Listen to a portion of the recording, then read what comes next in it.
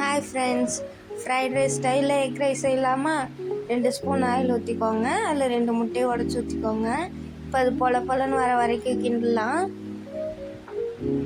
பொலன்னு வந்ததுக்கப்புறம் இந்த ஸ்டேஜ் வரணும். இந்த ஸ்டேஜ் வந்ததுக்கப்புறம் ஆனியனை போட்டுக்கலாம். ஆனியனை ரொம்ப வதக்க விட்டுறக்கூடாது, லைட்டாக வதங்கினா போதும். சும்மா 2 கிண்டி ஆனியன் வதங்கினதுக்கப்புறம் கேரட் பீன்ஸ் போட்டுக்கலாம். நீங்கள் காரம் சாப்பிடுவீங்கன்னா மிளகா கிழிச்சு போட்டுக்கலாம். மிளகா கட் பண்ணிடாதீங்க. மிளகா கட் பண்ணிட்டீங்கன்னா பீன்ஸ் எது பச்சை மிளகாய் எதுன்னு தெரியாமல் போயிடும். இப்போ லைட்டாக கிண்டிட்டு அதுக்கப்புறம் மிளகாத்தூள், மஞ்சத்தூள், கரம் மசாலா, மிளகுத்தூள். மஞ்சத்தூள் எதுக்குன்னா முட்டையோட ஸ்மெல் வராமல் இருக்கிறதுக்கு தான். வேணா போட்டுக்கலாம், இல்லைன்னா வேண்டாம். அவ்வளோதான். அப்படியே கிண்டி விட்டுட்டு ரைஸை பொலன்னு உதுத்து போட்டுக்கலாம். ரைஸை நீங்கள் குக்கரில் வைக்கும் போதே 2 ஸ்பூன் ஆயில் ஊற்றி வச்சுட்டிங்கன்னா ஒன்றோட ஒன்று ஒட்டாது, நல்லா பொலன்னு வந்துடும். அதுக்கப்புறம் எல்லாத்தையும் மிக்ஸ் பண்ண வேண்டியதான். வேணும்னா ஹாப்பிமா ஃப்ரைட் ரைஸ் மிக்ஸ் போட்டுக்கலாம். உங்களுக்கு வேணான்னா போட்டுக்க வேணாம். இதுலேயே சோயா சாஸும் போட்டுக்கலாம்.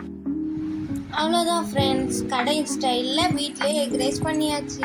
இந்த விலாக் உங்களுக்கு பிடிச்சிருந்தா கவிமணி விலாக்ஸை சப்ஸ்கிரைப் பண்ணிக்கோங்க.